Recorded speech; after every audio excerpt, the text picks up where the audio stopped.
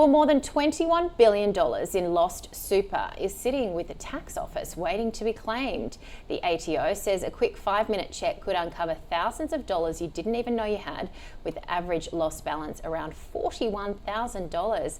Joining me to discuss is the Deputy Commissioner of the Australian Tax Office, Ben Kelly. Great to have you with us on AusBiz, Ben.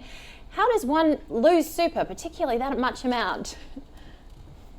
It's great to be with you, Juliet. So the people losing super, it really is something that people, when they're moving jobs or when they're moving house, it's not something that they sort of do consciously. So quite often you'll be opening new super accounts when you're moving from one job to the next. And that's when you can lose touch with super in that super account, particularly if you open an account with a new super fund in your new job. So my message to everyone is, particularly if you've had plenty of jobs over your career, it's worth doing that really easy, quick 5-minute check to see whether you have any lost super, so that you can get back in control of your superannuation savings and make sure that they're working as effectively as they can for your retirement savings. So I mentioned in the intro, it is a quick 5-minute check. How does one do that? So some pretty clear instructions on the ATO website about that. So if you just go into ato.gov.au and punch in the search term super health check, you'll get all the instructions there. But maybe I'll just start with the very first step you can take there, Juliet, and that is updating your contact details with the ATO and with your super fund. Quite often, the lost super is because the super fund doesn't know your current contact details. And also, by updating your contact details with us and making sure that we've got those, we can actually take some steps to proactively reunite people with their super as well. So that's the first easy step, just making sure that your contact details are up to date. And then, the ATO or yourself through self-serve can take care of it from there. So with that piece in mind, what does the ATO or how does the ATO help people get that super back?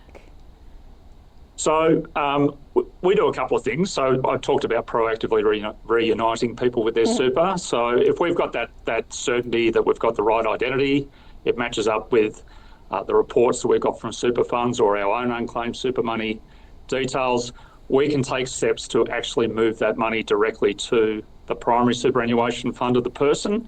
But we also do a number of outreach activities as well across Australia, particularly in remote communities where there might be some lower levels of financial literacy. We had one case in particular over the last year where some people who were getting close to retirement didn't realise that they had about $1.1 million of super between the couple. Sitting in lost super. So we were able to sort of direct that to them, and that made an enormous difference for their retirement savings. And you talk about if you've had more than one super account, and that's particularly prevalent, I guess, for young people that move around a lot, and if they've worked in a quick service restaurant, then they've had their first full-time job. So how and how important is it that people should be looking at all those accounts and consolidating them? Yeah, so it is important to know where all your super is and how many accounts that you have. I think it's important to recognise that about 4 in 5 Australians only have the one super account, so that's great. It can be important sometimes to think about other things that a super fund can offer you, such as insurance coverage.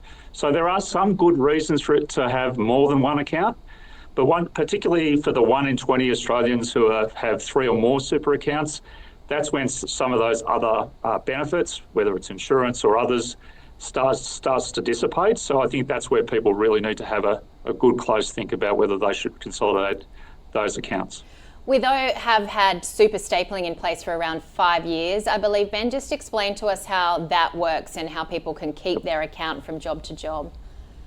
Yeah, that's right, Juliet. So the stapling service is something that when you move to a new job, your employer can use the stapling service that the ATO offers to identify your primary superannuation account.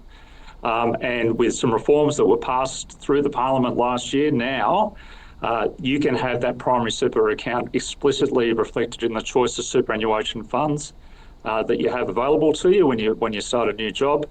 And that's a really great way to make sure that you're not getting into multiple superannuation accounts inadvertently.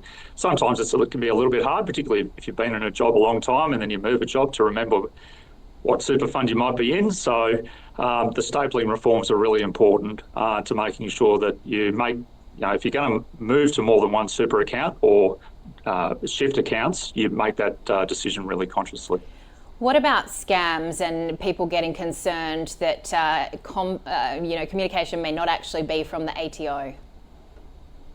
Yeah, so I think when it comes to lost and unclaimed super, we won't be reaching out to you directly to provide any proactive communications around that, Juliet. So I think that's one important thing to be aware of.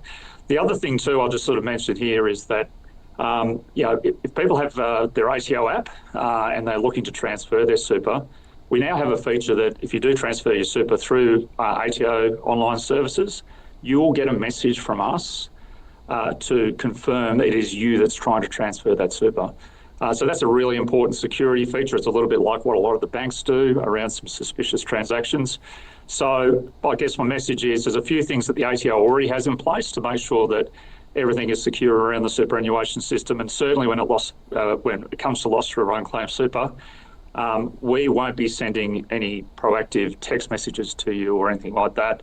We'll be trying to move that super proactively without communicating with you. And just finally, sort of 2 months in now, Ben, with Payday Super, which is a real, positive for Australian workers. Just to remind us what it is and how important it is in terms of the consolidation piece.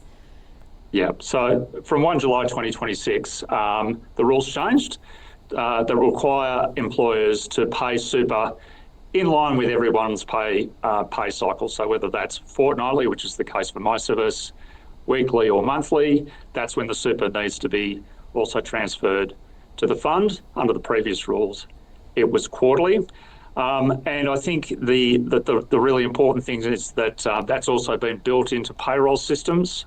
So that it means that a lot of those contributions are starting to flow through to funds much more naturally in line with employer payrolls. So that'll mean that contributions are coming more regularly into people's funds. And I think that if I could just call out the second step of our super health check, that's one thing that people can do, is to make sure that they can have a look at their super balances.